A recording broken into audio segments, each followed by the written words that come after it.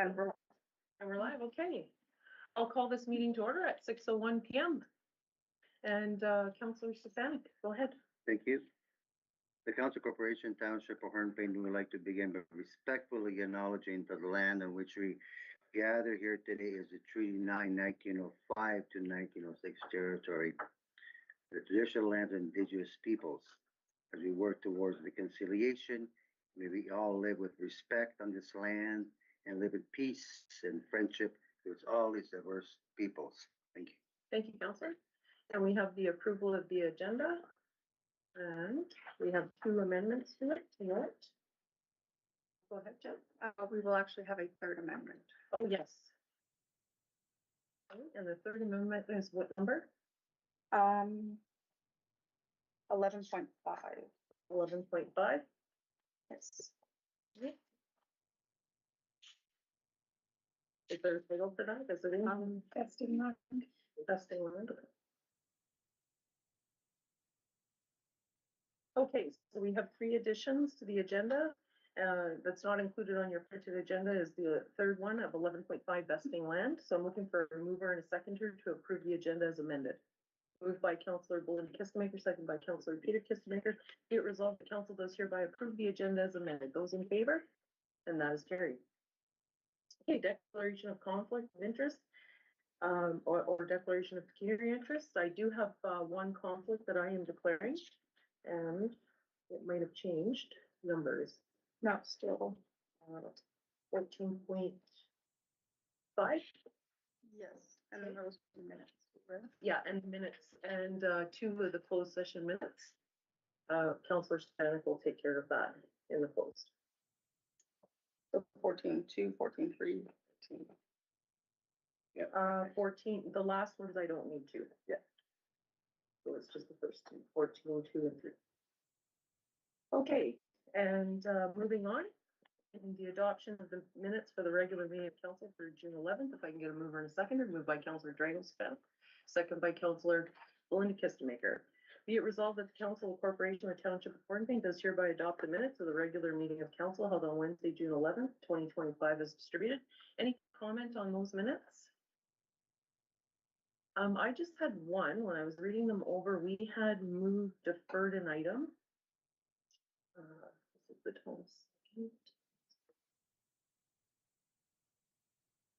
22nd. The electrical energy analysis resolution. We had deferred that item to the next available meeting, and I was just wondering when that was coming back. I still haven't gotten further info yet, so I'll aim for the August. Okay. Any further comment or question on those minutes? I put those to a vote. Those in favor? And that is carried. Okay, item number 6.2, the June 25th meetings. Moved by Councillor Belinda Kistemaker, second by Councillor Peter Kistemaker. Be it resolved that the Council of Corporation, the Township of Hornepayne does hereby adopt the minutes of the regular meeting of council held on Wednesday, June 25th, 2025 as distributed. Any comment on those minutes? Okay, there being none, I put them to vote. Those in favor? And that is carried. Okay, and the special meeting from July 2nd, 2025. If I can get a mover and a second, moved by Councillor Dragospan, second by Councillor Peter Kistemaker. Be it resolved that the Council of Corporation of the Township of Hornepayne does hereby adopt the minutes of the special meeting of council held on Wednesday, July 2nd, 2025 as distributed. And any comment or correction to those minutes? Okay, those in favor? And that is carried.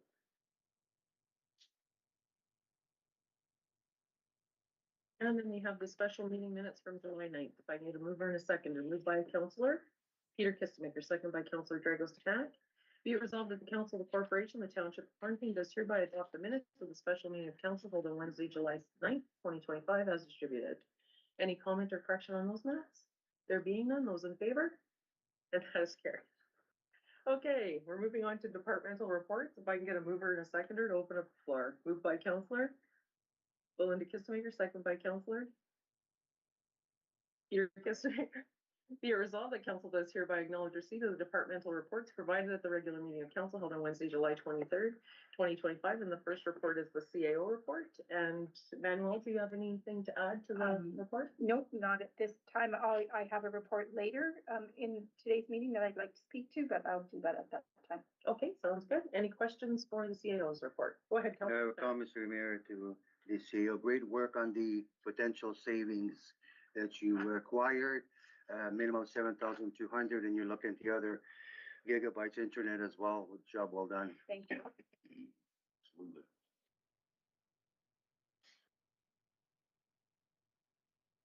Okay, any further comments? And I definitely echo that.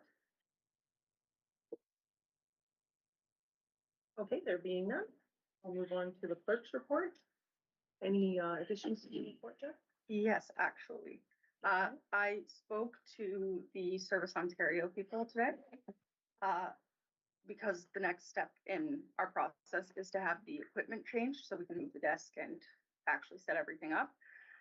And originally the plan was August 21st, but they were able to move it up to August 7th is the tentative date. They're going to confirm it this week. And it's a 3-step process. So it would be the 7th, which is a Thursday, and then a Friday and a Monday. So I would like to request to council that we just kind of post a notice advising that services may be interrupted because we might be moving I forget the term, the little machine that you pay on, and the computers might be disconnected for a moment, but will stay open. They just might be. Okay. I think that's will be done through the CAO and Hazelwood. Yeah. Yep. Okay, thank you for that update. Any further questions or comments for the clerk's report? Okay, there being none, moving on to the acting treasurer's report. And Richard's with us. Hi, Richard. Nice to see you virtually. Yes, good to be here. So my report, regular updates on projects. I did want to point out we have cash in the bank from the 2 Ministry of Transport properties. That was a little over $175,000 that was approved and has come in. There's still some more to come, but the lady that I'm dealing with at the Ministry of Transportation said the older years were going to take a little bit more time for her to research, and she didn't want to hold up the money any longer. So she authorized, I'm going to say the last 5 years of payments. So those have been paid. There's still about $45,000 prior to that to come in. And there still are some other provincial properties that I'm not dealing with that individual, but I will go back to my contacts at MMAH and see what's happening with them. I did put in some requests for that. I also wanted to point out other tax arrears. Again, with Manuela's assistance, we've started instituting the new collection, aggressive collection, I would say. So we've sent out a lot of letters, and we've had a lot of response. So we've got money coming in, and we've got taxpayers calling to say they want to set up payment plans or make arrangements. So I think the word is getting out that we're not going to delay. We're not going to let people just sit back. We need to get the money in, and that's what I'm telling people. We need the cash so we can pay the bills. And so we'll help you. We'll work with you. Audit results are all done. The financial statements are posted on on our website, and confirmation back from Stefanese that their bill will be as proposed, $24,000. So I think that may be a 50% reduction in what we have been paying the last couple of years. So another good plus. Multi-res, Manuel and I were looking at that, and we think we want to just take our time and make sure we get it right when we do it. So we hoped to have it ready today for tonight's meeting, but we decided to postpone it till the next meeting and make sure we get the bylaws and everything done in the proper order. So that's it for my report. Any questions? Okay, fantastic. Thank you, Richard. And any questions? Go ahead, Councillor Kissmaker. Through you, Madam Mayor. Richard. Yes. I see you have three accounts being forwarded to the Credit Bureau. and 9 that are being identified to be forwarded to the, for a tax sale. Yes. Is it because 9 homes don't have anybody living in there, or there's no, what was? No, And what's that's not, it's not the reason. I think the 3 that we were sending to the credit bureau, actually one of them too has come in. So we have not sent them all. One has come in and paid off half the account. So there, as long as there's going to be a commitment to pay off the other, it won't go to the credit bureau. The 9 to real tax are ones that are just perpetual problems, I guess is the good way to put it. And anyway, we'll get those working. And then the 33 letters, what we've done is anybody, like they need to be 2 years in arrears to start the real tax process. The 33 that we did send out are just over 1 year in arrears, but over $1,000 outstanding over the 1 year. So we will be sending out more letters before the fall for those that are smaller and over a year to get them coming forward too. But 33 was quite a few. I've been inundated with phone calls and working with people to make arrangements. But I think, as I said, we're getting the word out that we need to get the cash rolling. Thank you. Okay. Okay, fantastic. I do have a follow-up question about the 9 accounts. So once they're in the real tax, is there options to pay in full to get out of that process, or?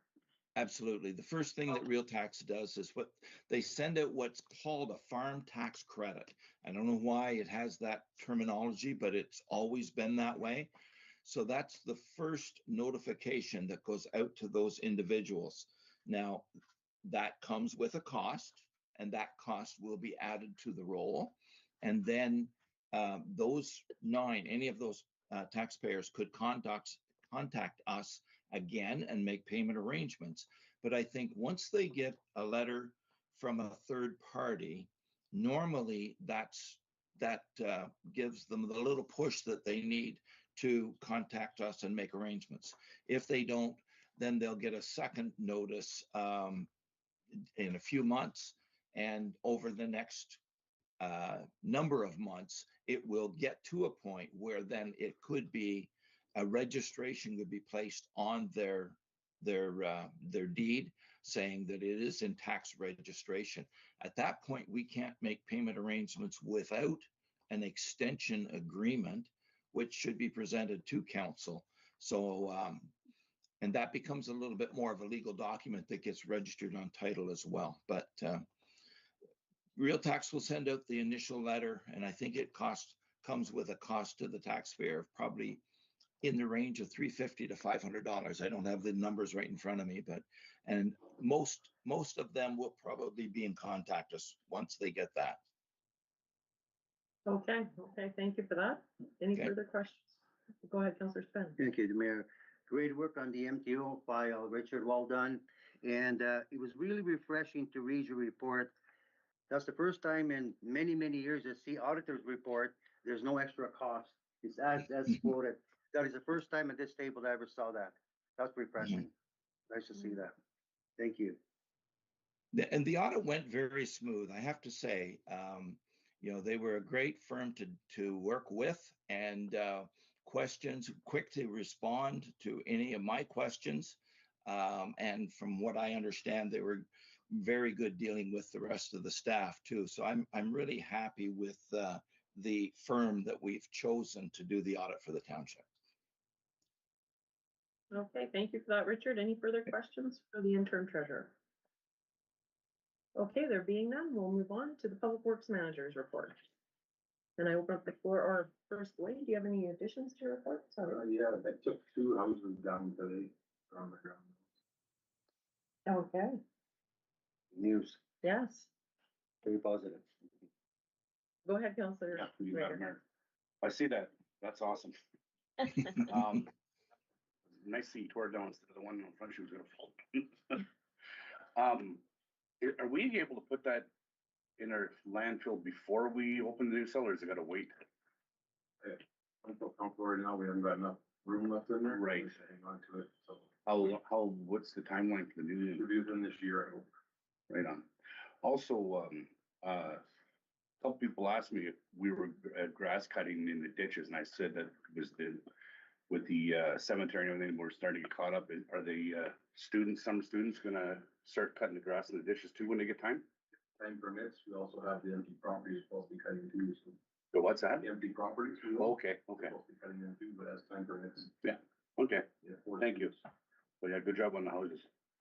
What was the second one? I just noticed this one on Front Street. 42 good. Okay, excellent. Thank you.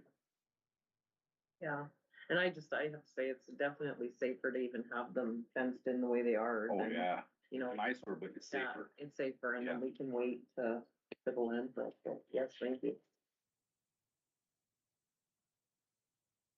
So any further questions, or go ahead, Councilor Span? Yeah, the mayor to, public works manager, was there much damage done to the baseball diamond because of the weather, inclement weather? Off from the edge of the outside of the grass on the ground, it off parts. Okay, So the grass would be established itself. no, I understand that, unfortunately, thank you. Madam Mayor? Yes, go ahead, sorry. Just to follow up on Councilor Stefanik, so that's what it was the grass wasn't taken hold yet? Pretty much it. Okay. And it was, you're saying it's out in the outfield there? The outfield all around the whole edge, on the back end. Okay. Around the back, and loaded with soil there, they brought around by back over. Yeah. Spots. Yeah, thank you. Okay, any further questions? Okay, there's none. We'll move on to the economic development officer's report. Stacey, do you have anything to add to your report? No, no, anything. Okay. Anybody have questions for the economic development officer? I just, go ahead, Councilor. No, go ahead, sorry, you were. No, I just have one. Are we ordering pins? Yes, so we Okay. have quotes right now per pin, so we're just waiting to see what our budget numbers are, then Okay, great. And so they wouldn't be in for annual then? No, okay. Go ahead, Councilor. Thank you. Great signs, the highway signs. Just a note of a notation, the 631 sign, there's quite a bit of shrubs in the area. It's blocked as you go, if you're about 1 kilometer away, you barely, you see only part of the sign. You have to be right up top of it to see it. Just a thought down the road to whoever's gonna be, just cut the shrubs and the daggers. It's blocking a bit. Thanks. Okay. Any further questions? Okay, there being none, I put those to a vote to acknowledge receipt of the departmental reports. Those in favor? And that is carried. Okay, moving on to correspondence action items. We have the Hornepayne Pharmacy first up. If I can get a mover and a seconder, and then we can have a discussion. Moved by Councilor Drago Spanik, seconded by Councilor Peter Kistemaker. Be it resolved that council receives clerk report number 2025-05 for information and authorizes the installation of a 40-foot culvert along Willow Avenue adjacent to the Hornepayne Pharmacy. Be it further resolved that this measure is taken to facilitate accessible parking and enhance public safety, and this approval is granted as a special exception to typical infrastructure policies, explicitly maintaining or addressing significant safety and accessibility concerns without setting precedent for future requests. And I open up the floor for discussion. Go ahead, Councilor. Thank you, through Mayor. I accept the recommendation from administration as is worded. I agree 100%. Thank you. All in all. Okay, Councilor Peter Kistemaker, go I ahead. completely agree with you. It's, we gotta help our business owners and the way it's written, it's not gonna set precedent, so I think it's a great idea. Okay, any further comments? I'm in agreement, go ahead. Is there a downfall, through you, Madam Mayor, to the Public Works Manager, is there a downfall to having a 40-foot culvert? Like, are you able to steam it? That's where the problem comes in. Their plugs are have to steam and then they have to rip it out to fix it. Okay, that's a chance we gotta take, right? Well, for public safety though, I think it's a chance we need to take, right? Yep. Yeah. Okay, any further comments or questions on that? Okay, we put that motion to a vote. Those in favor? And that is carried. Okay, 2025 Terry Fox Run. Mover and seconder, please. Moved by Councilor Peter Kistemaker, second by Councilor Belinda Kistemaker. Whereas the Terry Fox Run, a run to raise money for cancer research, has become an annual fall tradition.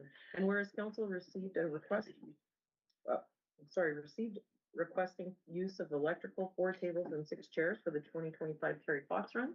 Therefore, be it resolved that council that the Council of the Corporation of the Township of Hornepayne does hereby approve the use of the pavilion, including electrical access, 4 tables and 6 chairs at no cost. Be it further resolved that council does hereby donate $500 to the 2025 Terry Fox Run. Be it finally resolved that council does hereby agree to team up for Terry by registering the Town Trotters, a municipal team, in the Terry Fox Run scheduled for Sunday, September 14th, 2025. Any discussion on that motion? Go ahead, Councillor I Stefan. concur with the whole thing 100%. Thank you. Okay. No further discussion? I put that to a vote. Those in favor? And that is carried. Municipality of Tweed. Mover and a seconder, please. Moved by Councillor Drago Stefanik, second by Councillor Belinda Kistemaker. Be it resolved that the Council of the Corporation of the Township of Hornepayne supports the June 10th, 2025 resolution from the Municipality of Tweed regarding producer responsibility for blue boxes and requests that the province amend Ontario Regulation 391-21 blue box so that the producers are responsible for the end-of-life management of recycling products from all sources. Be it further resolved that this resolution and the originating documents be forwarded to the Premier of Ontario, Minister of Environment, Conservation, Parks, Minister of Natural Resources and Forestry, Minister of Municipal Affairs and Housing, and the Northwestern Ontario Municipal Association, NOMA, and the Rural Ontario Municipal Association, ROMA. Any discussion on that motion? There being none, I put that to a vote. Those in favor? And that is carried. Okay, 8.4 is one of our amendments. If I can get a mover and a seconder, please. Moved by Councillor Peter Kistemaker, second by Councillor Belinda Kistemaker. Whereas the Federation of Northern Ontario Municipalities, FONOM, has submitted a formal proposal to both the Prime Minister of Canada and the Premier of Ontario advocating for the adoption of 2+1 highway systems on Highways 11 and 17 as a nation-building priority under the Building Canada Act. And whereas the proposed 2+1 highway system aims to improve safety on these highways and offers significant economic, environmental, and national security benefits, thereby representing a strategic investment in Canada's connectivity and long-term growth.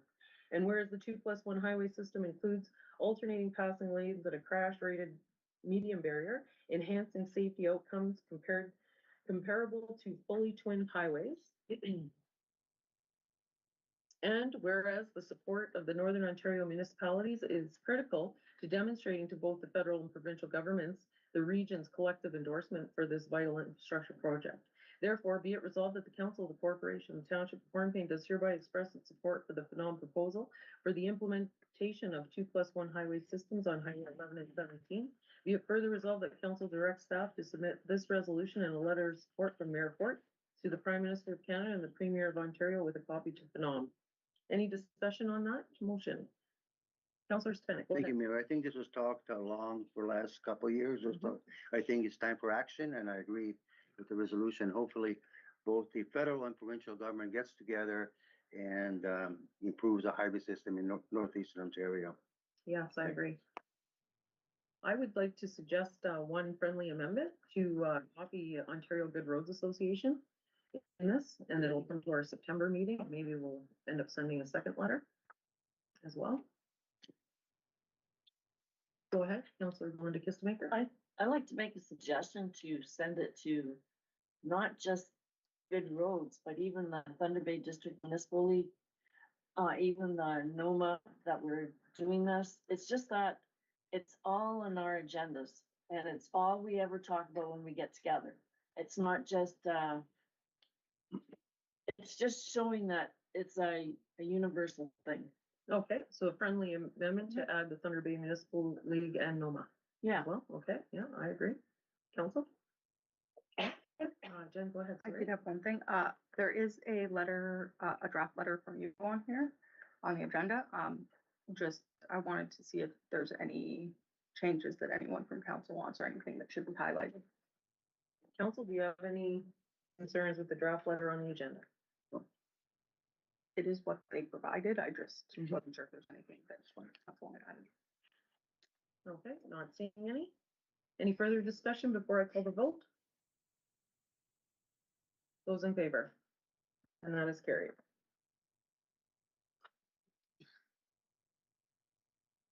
Okay, moving on to correspondence information only. If I can get a mover and a seconder, please. Moved by Councillor Peter Kistemaker, second by Councillor Drago Stefanic. Be it resolved that council does hereby acknowledge receipt of the correspondence information only package attached to the agenda of the regular meeting council held on Wednesday, July 23rd, 2025. And there's items on there. Is there any discussion on any of those items? Okay, there being none, the only discussion I wanted, it was indicated there was nothing that we had to do in the LP2 process, but if that comes about, I would like our community to do that. Just whatever the motions or resolutions are to keep that open. Go ahead, Jen. I also wanted to mention, you'll notice, so the reason there's nothing to do is because council was on it last year and already did a in principle support resolution for projects to reach out to the community. So that's on there. At this time, there's nothing, but that's what we already did. So. Okay, right on. Okay, so those in favor to acknowledge receipt of the information only. Put that to a vote. Those in favor, sorry, I only see one hand. Okay, there we go. That is carried. Okay, committee and board updates. If I can get a mover and a seconder, please. Moved by Councillor Peter Kistemaker, second by Councillor Belinda Kistemaker. Be it resolved that the council does hereby acknowledge receipt of the committee and board meeting minutes attached to the agenda of the regular meeting of council held on Wednesday, July 23rd, 2025. And we have 3 sets of minutes. Are there any comments or questions or discussion on those minutes? Councillor Drago Stefanic. Yeah, I was read your mayor's minutes, very intriguing. I like it. Was there a meeting that you had, because this one is a while back, in April, did you have one, any updates? Did you have one, number one, in June? And I just wonder what the progress yourself and Mayor Stegay are making on your quest for the back to the highways. Back to the highways, or are you talking about the Highway 11. I'm talking about the corridor. Remember the closure of the highways. Number one, did you have the meeting in June? Because I haven't seen any minutes. Yeah. Was any further discussion or further development in that area? Okay, first the meeting we had was with Mayor Tara Hart, and we were talking about Ontario Northland and the expansion of train service. So we had that meeting. And further support was given to Mayor Sengwe for his emergency response to Highway 11. Yeah. Thank you. Any further questions or comments? Okay, there being none, I put those acknowledge receipt of those minutes to vote. Those in favor? And that is carried. 10.2 is the HHC's annual general meeting request. If I can get a mover and a seconder. Moved by Councillor Drago Stefanic, second by Councillor Belinda Kistemaker. Whereas the Hornepayne Housing Corporation, HHC, is a municipal service corporation wholly owned by the Township of Hornepayne, and whereas the Ontario Business Corporations Act and the HHC's governance framework require the holding of an annual general meeting, AGM, to present the corporation's financial statements and annual report to the sole shareholder, the township, and whereas the HHC has requested that council schedule an AGM during a regular meeting of council to ensure transparency, accountability, and continued alignment with the municipal housing goals. Therefore, be it resolved that council does hereby schedule the annual general meeting of the Hornepayne Housing Corporation to be held during the regular meeting of council on Wednesday, August 13th, 2025. Be it further resolved that notice be provided to the HHC Executive Director to ensure coordination of presentation and materials in advance. Any discussion on that motion? Okay, there being none, I put that to a vote. Those in favor? And that is carried. And we'll welcome the Executive Director to our meeting in August. Okay, moving on to the Superior East OPP Detachment Board Annual Report. Mover and a second, please. Moved by Councillor Peter Kistemaker, second by Councillor Belinda Kistemaker.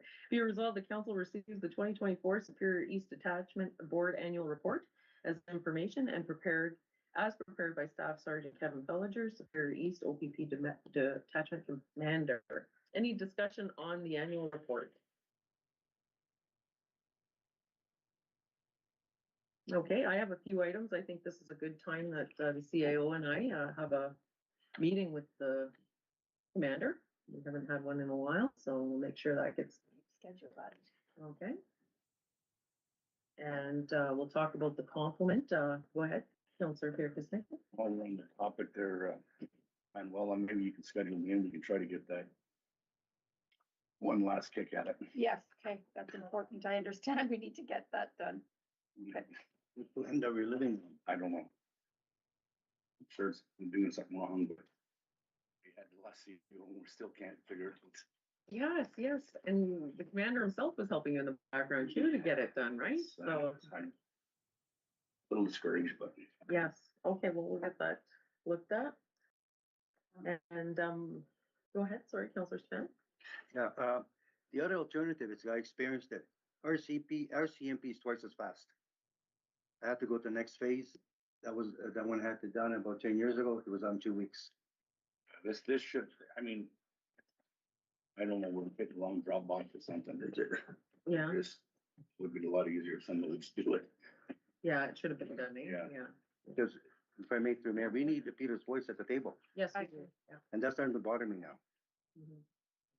Well, and I'm gonna take that one on the chin too, because I should have been aggressively pursuing a little, a little more, but But you got the first one, right? It was just they required a different one? it's, yes, came back as the wrong one, and then filled it again, it came back, wouldn't accept it. And then Melanie gave me a hand, we went through it step by step, and it was okay, we were good this time, and nope, It didn't come back again. Okay, okay, so yeah. Well, we'll schedule that meeting with Kevin and honestly, we'll I'm make not sure. hiding anything. We'll get Now to we're that. getting suspicious, no. We'll get to that. Yeah, no. Okay, and then we were talking, Counselor Drago Stefanik and I about, community presence with the OPP. And so we'll discuss that about what they do for the community. I know they've shown a bit of presence definitely at the Home Hardware opening, the grand opening, and there was a bike rodeo in, July 1st and different things, so. We'll definitely inquire about that too. And our complement, of course. Okay, any other items that council would like us to discuss with the OPP during that meeting? Any questions that they have?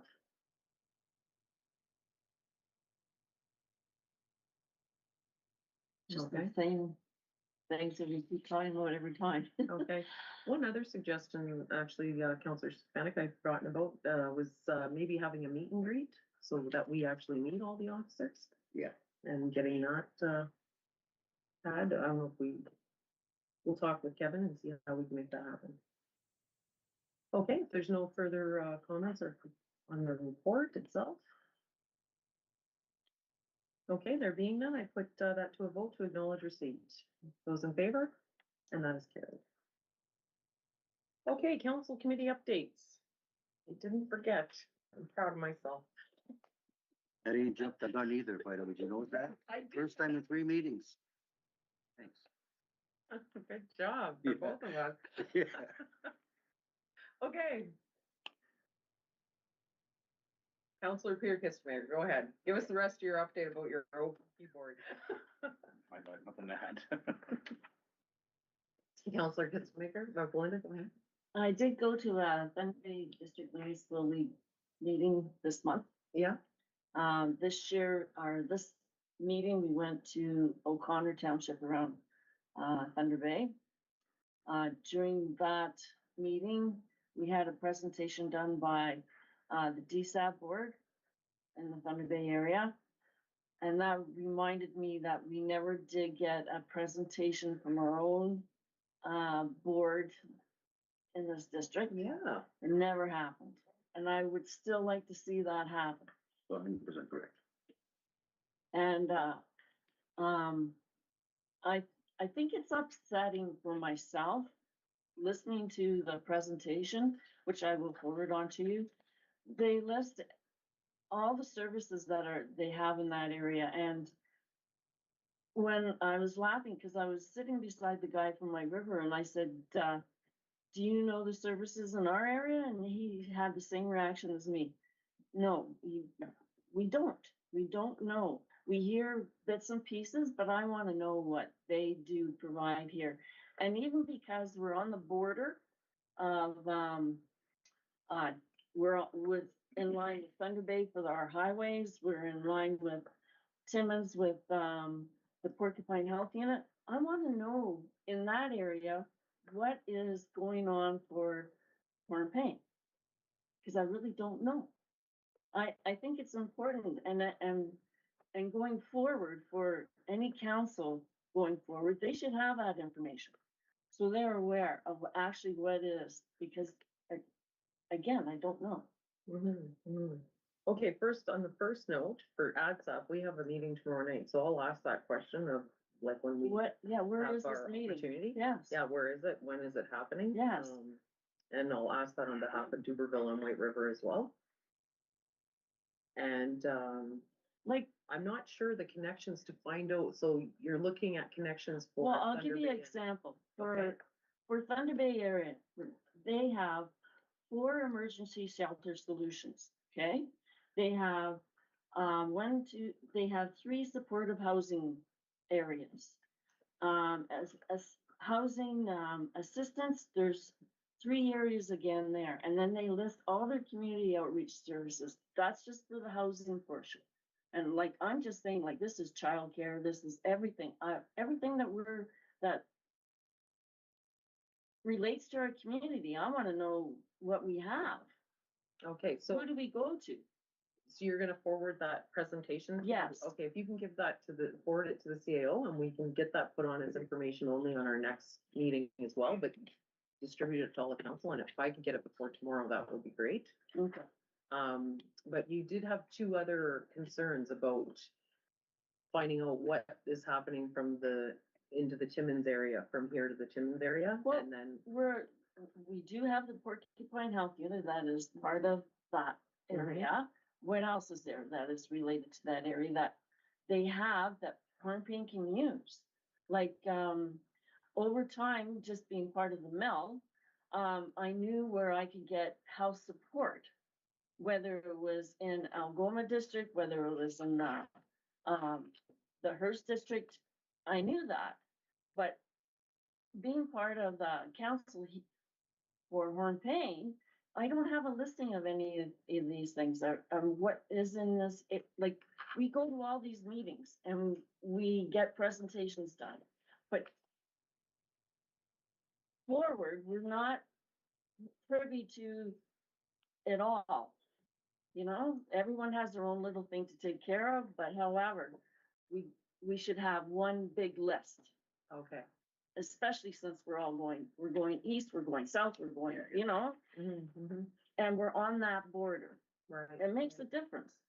Yeah, I think we could probably, I'm not sure, Manuela, do you have any suggestions on how to create that list? I can reach out and see.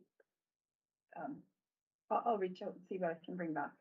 Okay, it's just off, like, what I'm thinking is maybe we reach out to American and see all of their connections, because they're more, that's their area. That's their area. Whereas we're kind of being pulled everywhere, right? Yes. Like, We are. I understand what you're saying. Yeah. Like, are we losing out on some services because we don't know about it? Yes. Okay. I'll give you an example. When I was on the ASAP board, and it came to one time, they were talking about childcare. And I was in the past, my background's being with the Three Bears Daycare. And I had to laugh. They brought up a program that they had. And I'm sitting there and I'm thinking, well, how come I haven't heard anything about this in Hornepayne? Well, it's because we're not part of that. It would come through the Porcupine Health Unit, not ADSAP. Oh, So, but yet ADSAP takes care of our daycare. yes, but we don't get some of those services. Oh, okay, So- okay. Things like that, we need to know. We should know. Okay, so, I'm kind of, so what you're saying is that sometimes we have like an organization that is controlled by ADSAP, but then they're getting services because they're with Algoma Public Health. Yes. Yeah. They're getting services, and then our daycare gets left out because we're with, oh my goodness, okay, that, Okay, so yeah. because the girl came up to me, because she saw the concern on my face, and she goes, the reason why you don't know anything about that, because you're in Timmins district. So it was like, oh, okay. So like, things like that, we need that straightened out, so we know, and we're not putting ourselves on the spot. So the confusion is because we're being serviced by more than one district. Yes, And we're on that border of everything. Okay, I can bring that up at ADSAT too, because then is there other areas where they're getting serviced by Algoma service providers that we actually get service elsewhere? So, yeah, to me, that presentation with us, that was very important that we never received. Just because, so the rest of us know what is going on.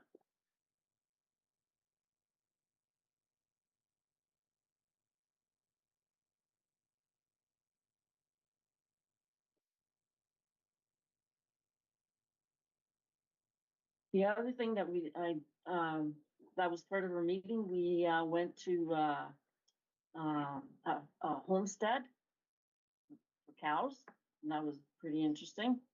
And we had a presentation done by their association for, that what it's called.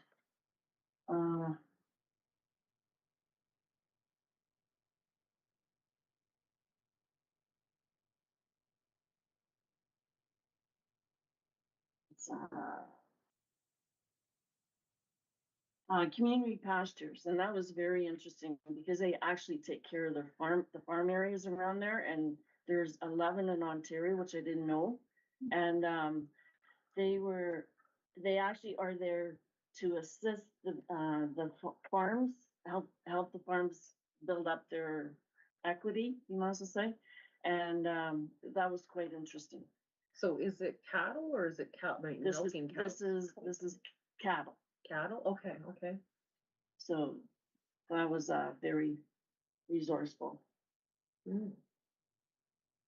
And how many did they And say they're how all many are volunteers there? on this organization, and they've been around since way back, like the 1930s. Did they say how many they have in Northern Ontario, or is it just Northern Ontario, this community I don't pastures? think so, but there's 11. There's There's 11, 11 areas that are ran by this. Oh, that's good. So anyway, that's Okay. about it. Well, thank you for your update. And Councillor Stefanik. Yeah, just to tag on to Councilor Belinda, I think not only the council, I think it's really crucial that our administration team knows. When Yes. somebody comes to their office in the front and asks, would you know a service that I really require badly?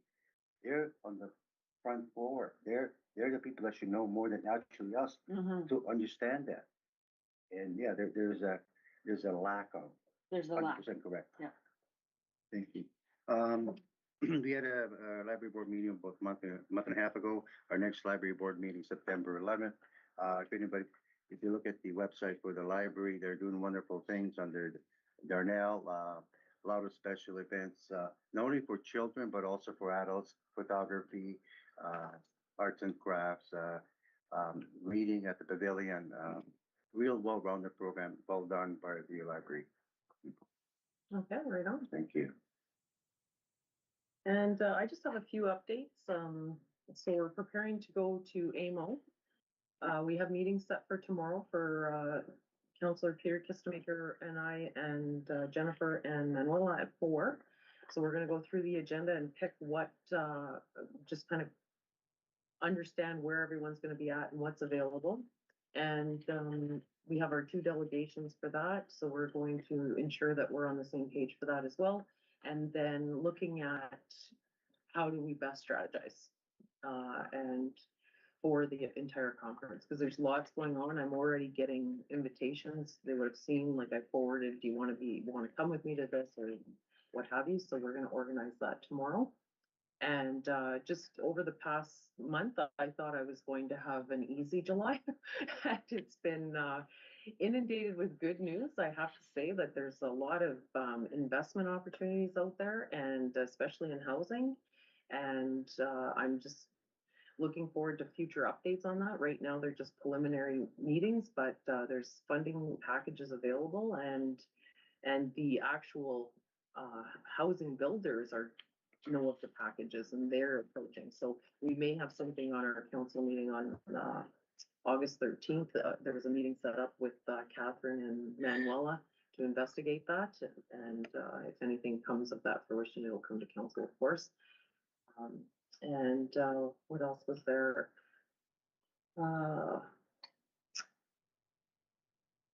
I can't think of anything else that's pertinent. The one thing I do want to finalize with is our new immigrants that come, or newcomers that come to our community. Over the course of the last 4 years, I've assisted in helping with different items in the background, letter writing and that sort of thing. And most recently, I was approached and had a meeting by someone who needed to expedite the process, and was able to get them in touch with our MP and made sure that happened, and submitted a support letter on their behalf, and then received a very complimentary and kind thank you letter, an email back from them. So I just wanted to note that, and it's a rewarding work. So, and they're bringing their families, and now we're getting to a place where some are getting permanent residency, and we might see, you know, roots being built in Oregon. So that's exciting. But that's it. And do you have any questions or concerns about AMO or anything that you'd like to bring up? You can do that now. Okay, there being none, we'll move on. New and other business. We have 11.1 is the capital projects update, and I'm not sure who's heading this. Okay, Jennifer. This was a request from council a couple meetings ago that we add this as a standing item, just for council to get updates on any projects. So if you guys have any questions of what's going on. Okay, I open up the floor for questions on any capital projects. I can provide some info. Oh, you can provide some. Okay. Unless Dwayne's smiling, and he'd like to. We have a race for who's gonna get the information. We had a meeting with North Rock today. There were several of us around the table.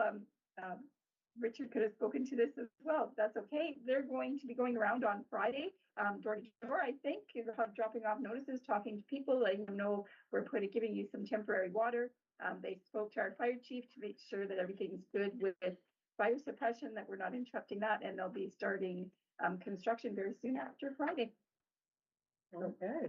On the Third Avenue project. So that's good news on the Houses Coming Down project. We know we filled our quota for this year, so that's good. And I think that's all I have to update at this point. So I think everybody's curious about the arena. I'm waiting on the engineer to say whether or not we need a report to go ahead. We've received 2 quotes, and I'm expecting a third one shortly for the short-term portion of that project that needs to be done this year, the emergency portion.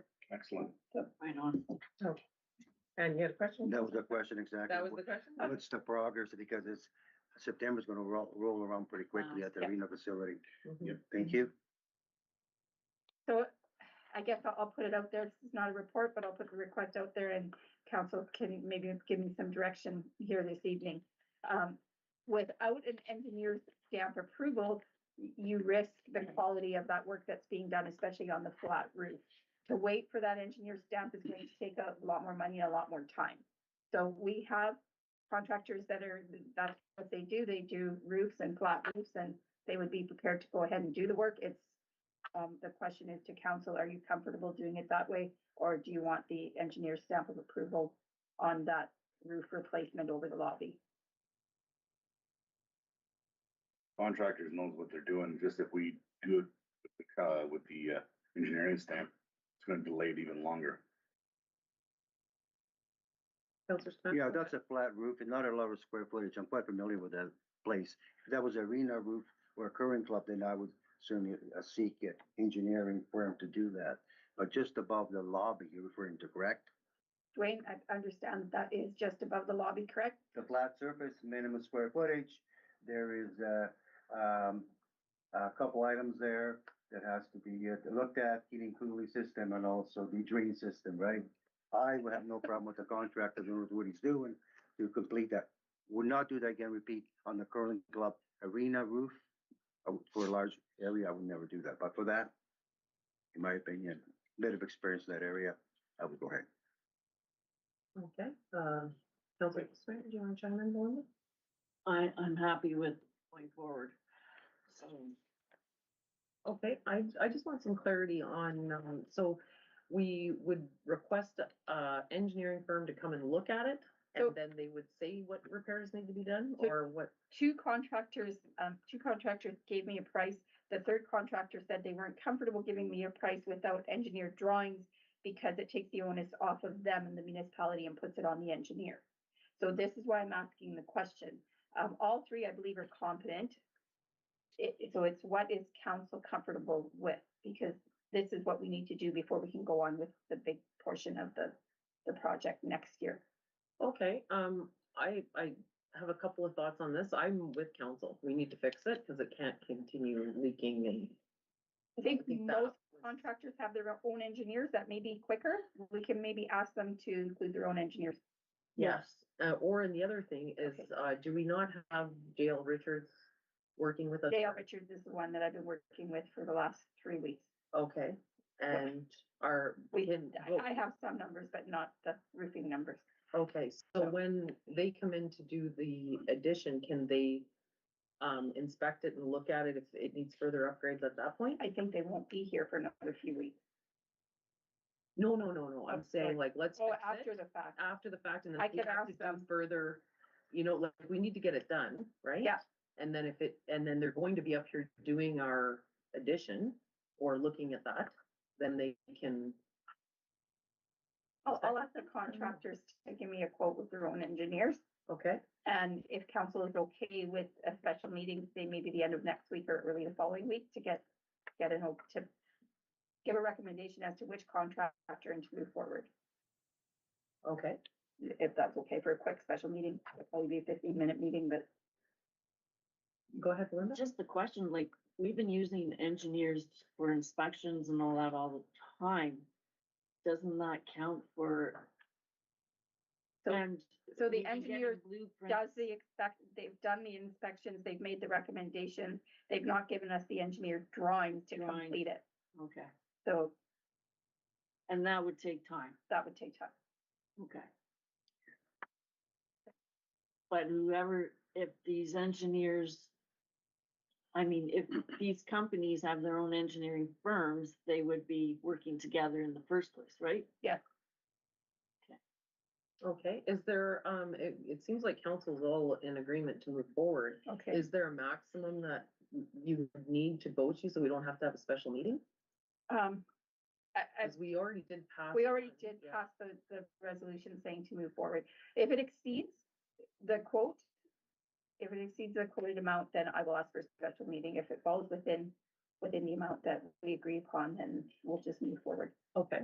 And we'll make a, maybe I could call on Dwayne and myself, and I was looking at Stacy, because you're very familiar, but you may be gone away on holidays before we have all the quotes to look at them.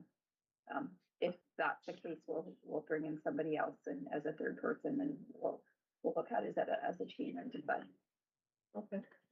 Council is good with that Yeah. plan moving forward, and we did pass a motion already giving, putting this through emergency Yeah. response. Yeah. So, okay, I'm comfortable with that, and, if we need to have a special meeting, Okay. as long as, it's virtual, if I can attend virtual. I'm fine. Absolutely. Yeah. Okay, any further discussion on that?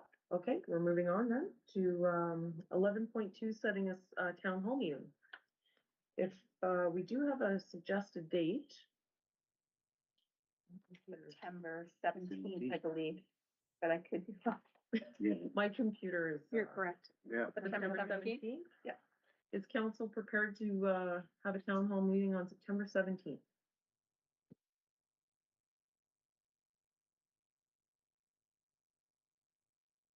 That's between our two regular meetings, I believe, between a regular and a special. You did fine. Do the which one? September. Good. And where would that be? At the Legion Hall? And 6 p.m.? Yes, I believe 6 p.m. Yep. Sure. And do Okay. we need to book that? There's a process? Yes, there is. Okay. Okay, at the Royal Canadian Legion. And Jen, could you read out I'll get a mover in a second. Yeah, Could you read that what? motion for me, just please? If I can get a mover and a seconder to set the town hall meeting, moved by Councillor Drago Stefanik, second by Councillor Peter Kistemaker. Go ahead, Jen. Does anyone off the top of their head know the Legion address? 69. What was it? 68. 68. Or six, yeah. Thank you. That's 194, okay. Sorry, who's the mover and seconder? Councillor Stefanik moved and Councillor Peter Kistemaker seconded. Be it resolved, the council hereby sets an in-person special town hall meeting on Wednesday, September 17th, 2025 at 6 p.m. at the Royal Canadian Legion, branch 194, located at 68 6th Ave, Hornepayne, Ontario. Okay, those in favor? And that is carried. Was it 48? 48? Sorry, Sorry, so many numbers. Okay, moving on, that is carried. Okay, item 11.3, employee group insurance benefit. And does Richard want to speak to the report? Richard, did you want to add any report or take questions? I don't think so. I think the report is pretty self-explanatory. Again, I'm going to give our new CIO a pat in the back with her knowledge of the benefit providers. We decided let's get some updates and get some quotes. So we asked our current provider and the another provider, and we got a total of 4 quotes and a huge savings. So and the same coverages and a lock-in cap for 28 months. To me, fantastic deal. Okay, great. Thank you for that. And thank you, the CAO. You're welcome. Thank you. Okay, if I can get a mover and a seconder, please. Moved by Councillor Drago Stefanik, second by Councillor Peter Kistemaker. Be it resolved that council authorizes staff to proceed as soon as possible with the change of the employee benefits provider from Canada Life to Beniva. Beniva. I'm not sure. Based on quotes received.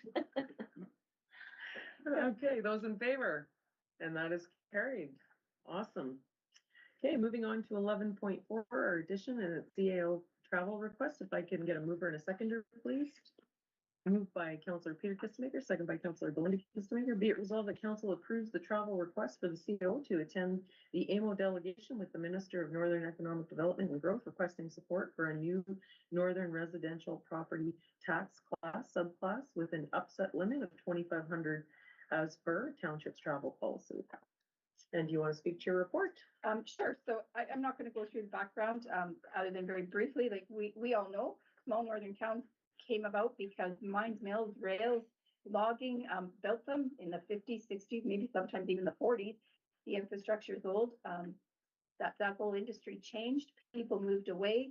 Some of the industry moved south, some moved to other countries, and the towns just got a lot smaller. So I looked at the numbers because I thought it was really quite interesting. So I just took our province rather than compare the whole country because we live in Ontario. So in short, 95% of Ontario's population is living in 25% of its land mass. So we're up north and we're pretty empty. Our biggest resource, I think, is real estate. We have a lot of land up here and we can do a lot with it. So I put in here, we have enormous opportunity for growth and we do it every way. So I think one of the biggest challenges that we have is companies need to come up here. In order for companies to come up here and be successful, they need to have employees. They don't have a large population up north. So what we see happening are mines are opening, mills are opening, different things are opening, and they're bringing in workers from other places, which is a great way to get started. But then it's very comfortable to stay that way. There's no incentive for them to move away from that model. A lot of those camps that are housing these employees that live elsewhere in the province, usually in the south or sometimes in Alberta or Saskatchewan or maybe out east, come here and work and live elsewhere. In the meantime, they're coming here, they're using our stores, they're using our roads, maybe they purchase some water, they're filling up our landfills. If they have a fire, our fire department's responding. If they have a medical emergency, our hospitals are responding.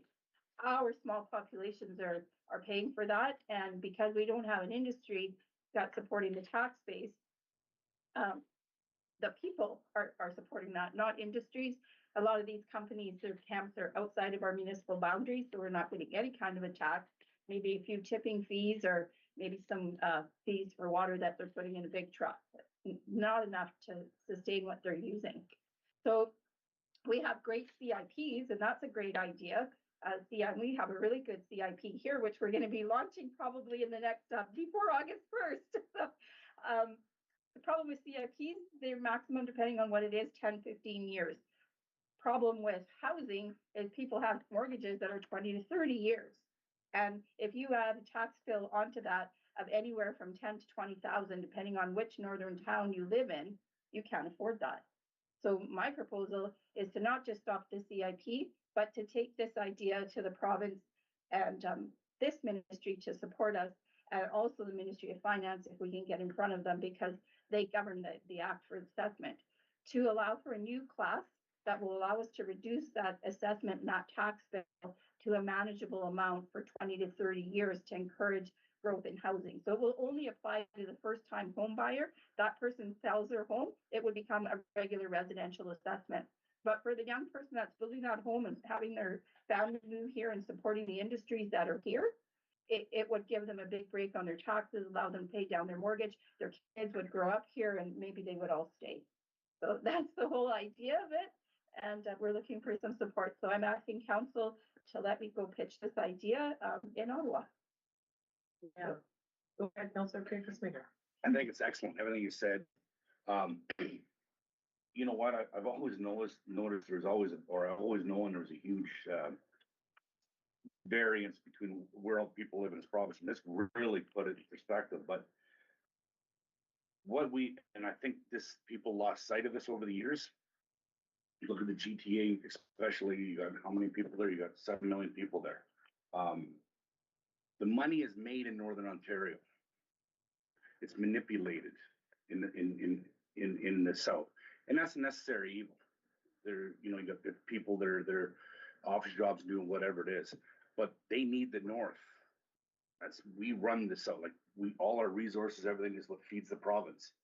But I think you're right on when you say that we're being left out, and there should be exceptions made because we don't have the tax base to cover all the infrastructure. Just look at what Hornepayne's going through, and I think we represent every other little town in this Northern Ontario right now with failing infrastructure all over the place, and you don't know where to start and where to get the funds to do it. We do. I'll add. I'll just take that little piece out of my report. I took 20 northern municipalities with populations under $5,000.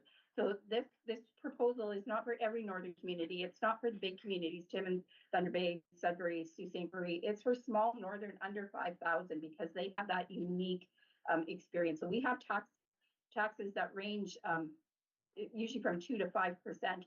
The average was somewhere around 2.4, 2.5% for taxes.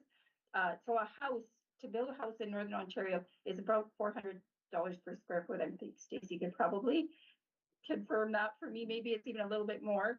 A 1,500 square foot house, which is not that big, would be $600,000. With a mortgage, the average mortgage rate is 4.32 over 25 years. There's just over $3,000 mortgage payment, and then you have another $1,600 tax payment. So $4,400 in payments just on mortgage and taxes. And then you still have to feed your family, pay for heat, pay for your gas, pay for your insurance, whatever else it is that you need to do.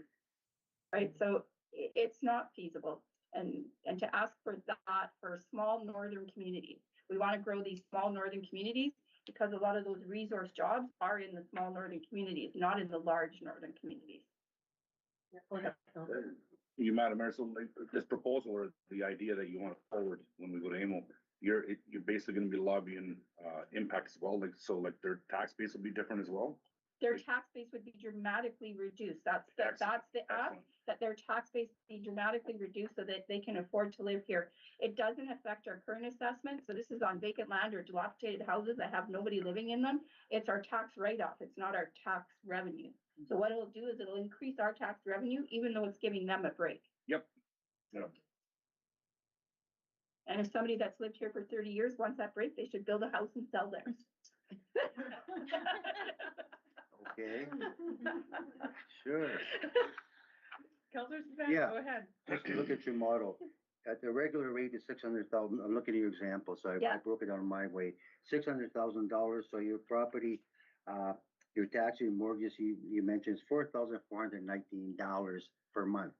With your system that you're recommending, what would be did you figure out the reduction rate that you would be presenting at AMO? So I think, so I wouldn't, so I used the new multi-res idea. So the new multi-res gave a subclass and it allows each municipality to form it or mold it to what suits the needs of that municipality. And I would want to do something similar because maybe Hornepayne needs 80% reduction, but maybe White River needs 60 or 40. So I think it needs to be worded in such a way and legislated in such a way that the percentage of reduction is left up to each individual municipality. Should be a great incentive, you say. Great incentive. That's So your theme it's behind very this. similar to a CIP. It's Right. I'm sure anybody here would agree. It's very similar to a CIP. CIP has a maximum life of 15 years. I'm asking this to be a life of 25 to 30 years. And in addition, it shows that the province, the provincial level of the government is serious about populating the north. It's not one or two little towns or 3 or 4 or 5 that have a CIP. The other side of that, not every small town, we're very fortunate. We have Casey and she's done great work to implement the CIP and to create the CIP. Not every small northern town has that. Very few do. Yes. And they'll never be able to do this unless it's legislated and they can pass a bylaw around the table and go do it. Okay. I love that. Thank you. Any further comments or questions? Okay, I was really excited Yep. when Manuela had talked to me about this. I was like, yes, bring it to council, and I want to just get council support. I would like to try and make that meeting happen with the Minister of Finance. I also had talked about, because I sit on the Housing Task Force as the vice chair, that I could reach out to those connections. So I just want council's basic blessing to do that, and I think will open doors for not only Hornepayne but all of Northern Ontario, small communities under 5,000 people. Yep. Yeah. Thank you very much. Any other questions? No. Okay, so if sorry. Well, this is for the next item. Oh, okay. And did I get? I did get a mover and seconder, so I put that to a vote. Those in favor, and that is carried. Would you like me to speak to this? Yes, please. So, sorry, I've asked for this item this council resolution to be added to tonight's agenda. And Mayor Fort will read out the resolution. It'll probably be self-explanatory, but I'll just give you a little bit of background. I've been working with the municipal lawyers, the municipal council to negotiate a fair price for 19 Becker, and we're very close. But rather than wait for the next council meeting, I'm asking council through this resolution to grant me the authority to go ahead and finish the vesting and take that property should we get to a point of negotiation that will be underneath my limit as per the procurement bylaw. Absolutely. Okay, so if I can get a mover and a seconder. Moved by Councillor Peter Kissmaker, second by Councillor Belinda Kissmaker. Everyone's in a rush today, is there? I want to do this. Okay, whereas Telec Engineering inspected the Hornepayne Public Works Garage on property described as 18 Becker Road. A report of their findings dated September 11th, 2024, included a requirement for extensive repairs and a recommendation to stop usage for winter of 2024-2025. And whereas the Township of Hornepayne Public Works Garage at 18 Becker Road poses a significant health and safety risk for the employees who work in it, and whereas the property described as 19 Becker Road was offered up for tax sale and the tax sale was unsuccessful and has a significant Canada Revenue Agency debt attached to it.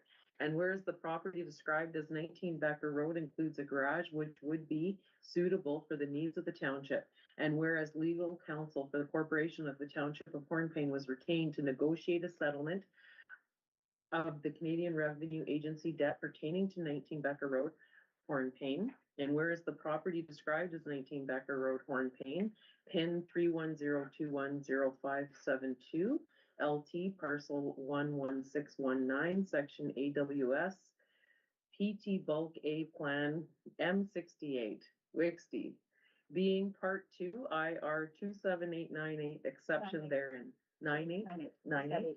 Oh, sorry, 98, exception therein. Therefore, Township of Hornepayne, District of Algoma, roll number 5796 0000051250 0000 was offered for tax sale in accordance with the prescribed rules under Part 6 or Part 11 of the Municipal Act 2001. And whereas the noted tax sale was unsuccessful, and whereas after this unsuccessful tax sale, under Part 11 of the Municipal Act, the treasurer of the local municipality may remove the unpaid taxes from the roll on the approval of the council as per section 354(2), subject to section 354(3) of the Municipal Act 2001. And whereas it is the recommendation of the acting treasurer for the Township of Hornepayne that the tax arrears of the above noted property be removed from the roll, and whereas a settlement is negotiated which is within the approval limits of the Chief Administrative Officer for the Township of Hornepayne, as described in the Township of Hornepayne's procurement bylaw number 2056. Therefore, be it resolved that the Council of the Corporation of the Township of Hornepayne does hereby approve to write off all taxes owing, being $84,434.19 for the property described as 19 Becker Road, Hornepayne. I'm not going to read that whole legal address again. And registered a notice of vesting in the name of the corporation of the Township of Hornepayne in accordance with the Municipal Act, section 379. And is there something else? Because it just seems to end. No, That's it. That's it? Okay. I just messed up the punctuation. Okay, no, that's all right. I just wasn't sure if I was missing a page. Okay, stumbled through that. Sorry. That's okay. Okay, are any further comments or question on the motion on the floor? There being none, I put that to a vote. Those in favor? And that is carried. Thank you very much. I hope I can come back to the August meeting saying that we were successful. So I just need everybody to understand it's not done, but it's very close. Okay, well, I have all my fingers and toes crossed for you. Me too. Okay, moving on to bylaws 12.1. If I can get a mover and a seconder, please. Moved by Councillor Drago Stefanik, second by Councillor Belinda Kistemaker. Be it resolved that bylaw number 214725, being a bylaw to establish and regulate a volunteer fire department for the corporation of the Township of Hornepayne, be hereby read a first and second time and be considered read a third time and finally passed. And I open the floor for any comments or questions on that bylaw. Councillor Drago Stefanik. Yeah, to the clerk, any highlights that you want to bring up, or major changes, please? Sure. Thank you. So the first, one of the first major changes is that we provided the fire chief with significantly more authority, the fire chief and CAO. So firing, hiring, appointment, determination of what level they're at is all the fire chief's decision now. And this was after talking to, I believe it's the Ontario Fire Marshal, Charles, is that who? For what? They provided us with guidance on the ENR. Some parts were from other municipalities. Yes. It's approved by the fire marshal's office. Some Yeah. parts were from the fire marshal's office. Mhm. Dealing with people, that was a request to council that we just deal with that ourselves and we take those stipulations. And then a few more changes. So we did simplify it substantially. That has been the theme with ENRs recently. Rather than list out every single thing, just give the overview. Because then if something changes, for example, we provide services to the level of training we have, rather than saying exactly what level we provide those services at. If the fire department gets further training, we don't have to amend the bylaw. We can just, so that's another change. We did add Auto X on there. And you'll see that the structure has changed as well. So on the previous fire department bylaw, there were 3 or 4 appendixes, maybe more. There was the mandate and mission and vision statement. There was an organizational chart. There was a fire prevention policy, and then the fire protection services. A lot of municipalities have strayed away from that. The mission and vision statement is not necessary, especially for a volunteer fire department.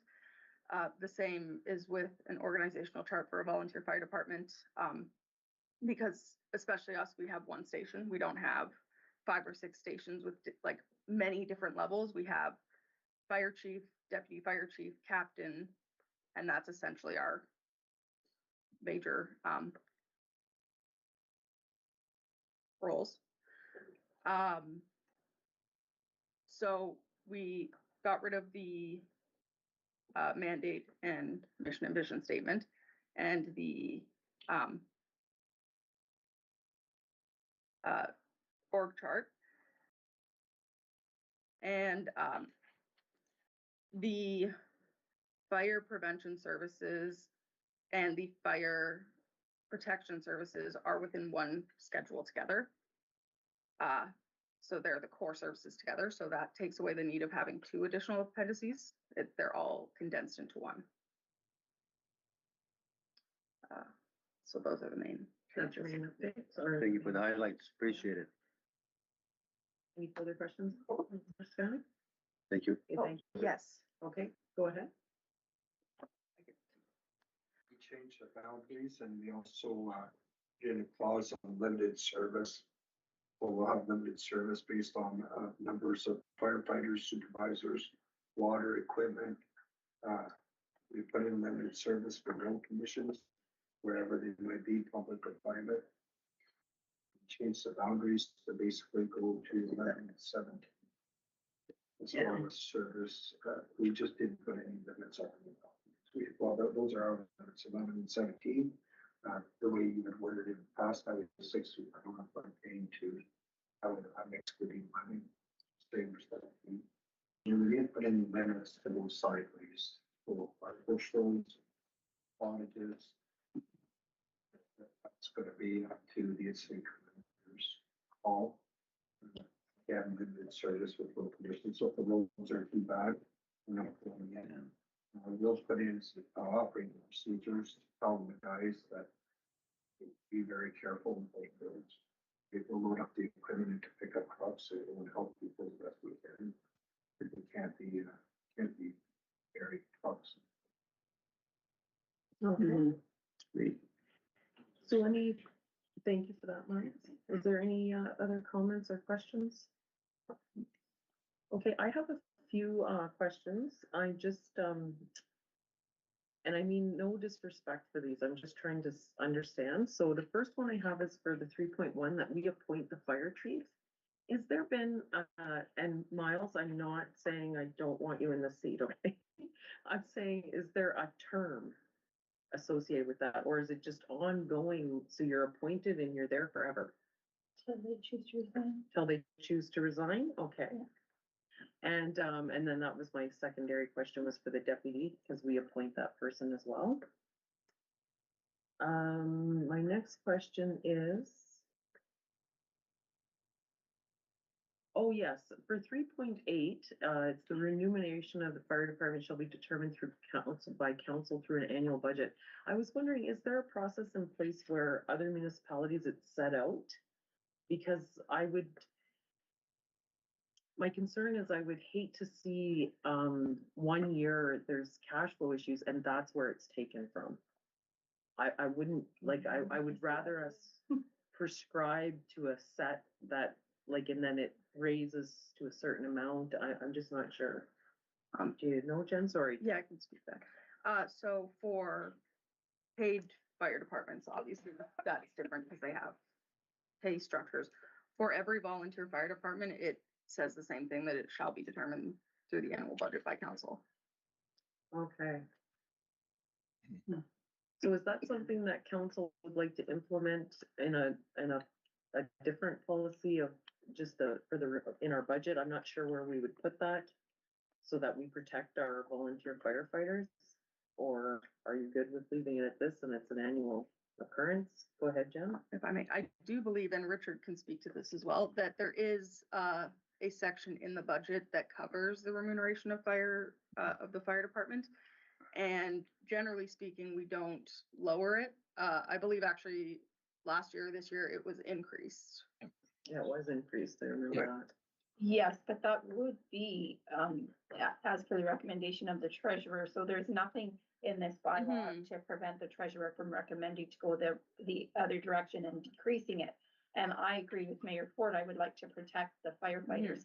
So maybe we could amend the bylaw to include a clause, that would not be harmful. They're, yes. The structure that we usually use from year to year is we increase it 2%. Not, I don't know where that system came from, but that's what I was told when I first started working here, so then we just increased it 2% every. Okay. But it's not in the bylaw. Well, I don't mind that it's not in this bylaw because it says annual budget, and if Richard's saying that and Melissa's saying that there's some sort of process and we include it in that budget policy. I just want it included somewhere. Okay. Go ahead, Councillor Stefanik. I agree with partly what you say, partly I don't. I agree with that there should be status quo minimum, no reductions. However, the increase should be looked at by the through the treasurer to the council every year, but no Yeah, decrease.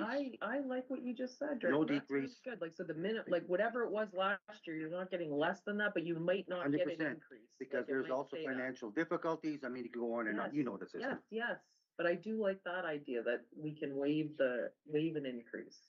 Right. So if I can speak to that a Yes, little bit go more, ahead. I think that the bylaw, the way it reads is fine. And the budget policy needs to have a statement within the budget policy Mhm. regarding the fire department to not reduce it, but to look at it objectively every year, whether there will be an increase or not. Yes. Yeah, Okay. okay. Is that good with council? That, okay? My thought too. Okay, and, what else is there? Okay, in 4.1, it says the fire chief shall be ultimately responsible to council through the CAO for proper administration and operation of the fire department, including delivery of appropriate services and programs. So does that, so performance review and all of that would fall under the CAO and Yep. not council? Of which, Of the fire chief, yes. yes. Okay, Yeah, great. I just wanted to clarify that because I was The same as, like other managers as any well. Yeah. managers. Okay, that's great. I was confused if it was coming to council and I was No. refusing to do. Oh, and the other one that I just wanted clarity on was from 5.1C. It says all necessary action, including boarding up and barricading of buildings or property to guard against fire or other damage, risk, or accident, and when available to contact the property owner. I'm just concerned because the top says that it's totally empowered to the fire chief, but are we coordinating this with the public works? Because that's a lot of volunteer hours to start boarding up buildings. Go ahead, Jen. So this specifically is regarding the Fire Protection and Prevention Act. Okay. So it's only for ones that have to do with that specific legislation. So it wouldn't be, so there's building code ones that Kevin would advise that either he or Public Works would do. This is just specifically for ones that are related to the Fire Protection So and there's an Prevention Act. there's an incident happening and this would be for that building. Okay, that clarifies for, because I was like, my goodness, our volunteers will be all over the community. It's just, anyway, okay, thank you for that clarification. And I think that was it. Okay, I have no further questions. Any further questions from council? Okay, well, good work, everyone, and thank you, Miles. I put that to a vote. Those in favor? And that is carried. Thank you for your work too, as well, Jen. Okay, motions and notices of motions. We're moving into, we don't have any for 13. We're moving into a closed session, but I would suggest that we have a short break before we move into closed. Go ahead, May I Jen. make a suggestion? Yeah. Would it be possible for us to do the resolution to move into closed and then have the break after so that I can prepare the technology for closed? Yeah, that's fine. We can do it that way.